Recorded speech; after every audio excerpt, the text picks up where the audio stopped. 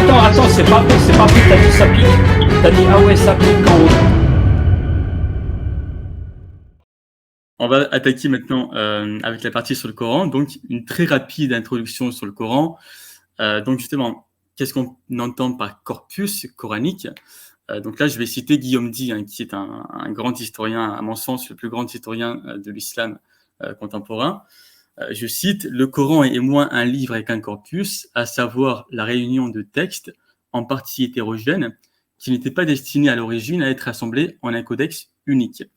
Donc, autrement dit, plutôt que de voir le Coran comme un livre écrit par un auteur unique de bout en bout, il faut plutôt le voir comme une collection de textes qui viennent de contextes, d'époques, d'auteurs différents et qui ont été réunis dans un livre unique vers la fin du 7e siècle, hein, sans doute à l'époque du calife Abdelmaïk.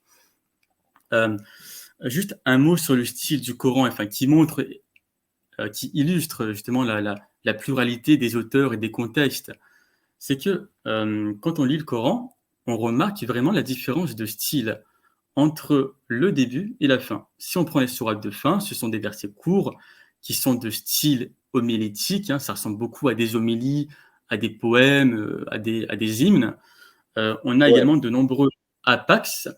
Alors, est-ce que vous savez ce que c'est un apax? C'est un terme qui ne possède qu'une seule occurrence dans tout le livre. Autrement dit, c'est un texte, un mot qui n'est présent qu'une seule fois dans tout le livre. On a également beaucoup d'évocations dans ces sourates, hein, beaucoup d'évocations de la nature. Par exemple, par le ciel aux constellations et par le jour promis, sourate 85.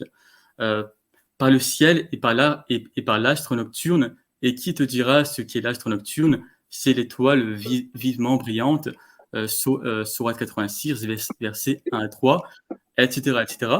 Et ce qu'on remarque également, c'est que dans ces sourates, on a une absence de certains termes, comme le terme mushrik, hein, qui désigne l'association, le polythéisme, enfin l'association d'autres divinités à Dieu.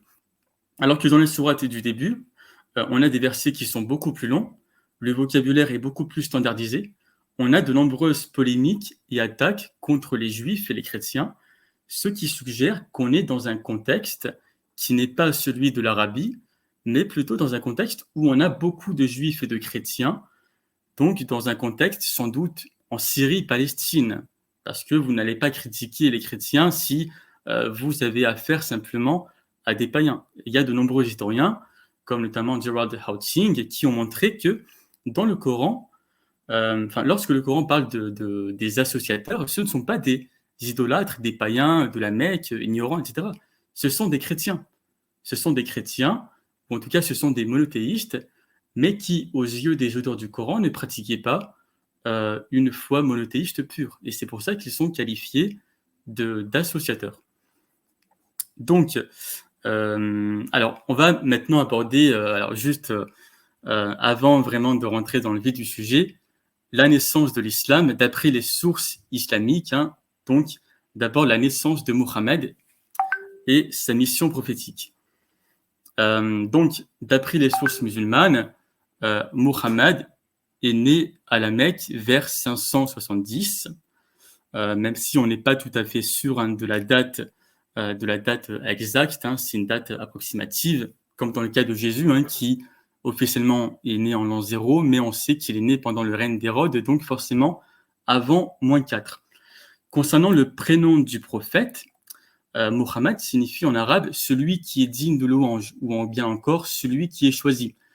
Donc il est plus probable que Mohammed ne soit pas son véritable prénom, mais plutôt un épithète, c'est-à-dire un titre honorifique qu'il s'est attribué ou qu'on lui a attribué à une époque postérieure.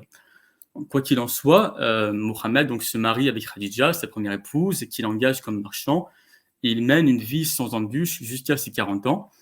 Et c'est donc à l'âge de 40 ans, qui est un âge hautement symbolique hein, dans les cultures orientales, que Mohammed reçoit son appel prophétique. Alors comment les choses se passent? On a en vérité plusieurs contradictions dans les sources musulmanes hein, sur le sujet. les versions les plus anciennes, hein, comme celle rapportée par Moussa ibn Ubka, parlent d'une sorte de flash lumineux et d'une voix qu'aurait entendu le prophète. Mais cette version a été abandonnée parce qu'elle ressemblait trop à une banale crise d'hallucination. Et les auteurs musulmans postérieurs ont opté pour une version plus élaborée qui fait intervenir l'ange Gabriel, hein, qui est l'ange de la révélation dans la tradition judéo-chrétienne. Et cet ange apparaît directement à Mohammed, alors que celui-ci fait une retraite spirituelle dans une grotte. Mais le truc, c'est que les historiens ont remarqué qu'il y avait de grandes similarités entre la version musulmane et des récits antérieurs d'origine chrétienne. Il faut savoir que dans la littérature chrétienne avant l'islam, la rencontre entre un moine solitaire et un ange, c'était un thème classique qui a manifestement inspiré les auteurs musulmans. Par exemple, Pacôme le Grand, c'est un moine égyptien. On a une légende qui raconte qu'il reçoit la visite d'un ange alors qu'il séjournait dans une grotte. Et l'ange lui ordonne d'aller fonder un monastère. On a aussi le cas du prophète Al-Kazaï, hein, c'est un personnage semi-légendaire qui est le fondateur d'une secte religieuse qui prétendait avoir reçu la révélation de la part d'un ange d'une taille imposante. Bon, il y a beaucoup d'autres exemples de ce type, mais on ne va pas s'éterniser. Donc ensuite, on va parler directement de la mort du prophète, on ne va pas raconter sa vie en détail, hein, vous connaissez, il prêche à la Mecque, ensuite il va à Médine, il extermine les tribus juives, machin, tout ça. Alors, concernant la mort de Mohammed, on ne sait pas avec certitude quand est-ce qu'il est mort, ni à cause de quoi, ou à cause de qui. Les sources musulmanes indiquent qu'il serait mort en 632, empoisonné par une juive prénommée Zainab, qui aurait fait ça pour venger sa tribu exterminée. Mais ce qu'il y a de plus étonnant, c'est que Mohammed, d'après les sources musulmanes, serait mort 4 ans après avoir ingurgité le poison. Donc en gros, on nous dit que le poison est resté inactif dans son corps pendant des années, et puis il s'est réactivé comme par magie, et il l'a fait mourir.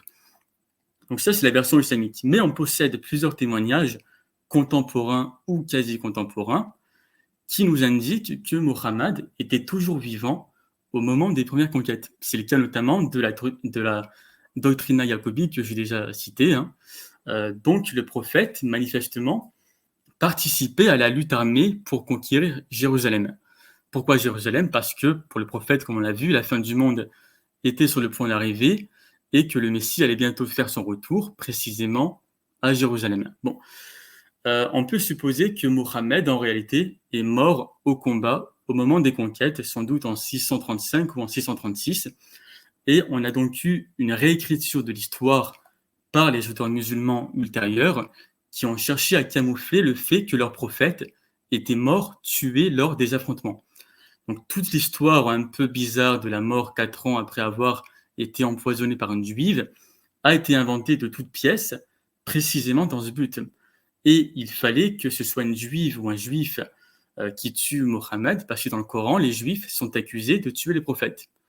Et cette accusation, qu'on retrouve déjà dans la bouche de Jésus dans les évangiles, fait partie en fait des éléments de la rhétorique chrétienne anti-juive que le Coran reprend à son compte. Donc voilà, on en a terminé pour cette partie-là. On va enfin... Ah ben non. Oui, juste une dernière mention. Est-ce que les sources islamiques sont fiables? Alors pas vraiment, parce que d'abord elles ont été écrites tardivement, hein, 1 à 2 siècles après les faits supposés. Et surtout, les historiens se sont rendus compte que la biographie de Mohammed ne rapportait pas des faits historiques. En fait, la biographie de Mohammed a été inventée de toutes pièces pour expliquer et pour donner un contexte fictif aux versets du Coran. Hein, le but, c'était vraiment d'expliquer des versets que les commentateurs musulmans ne comprenaient pas. Mais donc, lorsqu'on interprète le Coran en lisant la biographie de Mohammed, en fait, c'est un peu le serpent qui est sur la queue. Parce que d'un côté, on se sert de la biographie de Mohammed pour expliquer le Coran, mais de l'autre côté, la biographie de Mohammed a été inventée justement pour expliquer le Coran. Donc c'est un cercle vicieux, et la solution pour sortir de ce cercle vicieux, c'est ce que font les historiens, à savoir considérer le Coran comme un texte de l'Antiquité tardive. Et donc, lire le Coran à la lumière des textes juifs, chrétiens, judéo-chrétiens, manichéens, perses, mésopotamiens, tout ce qu'on veut, qui lui sont contemporains ou qui l'ont précédé.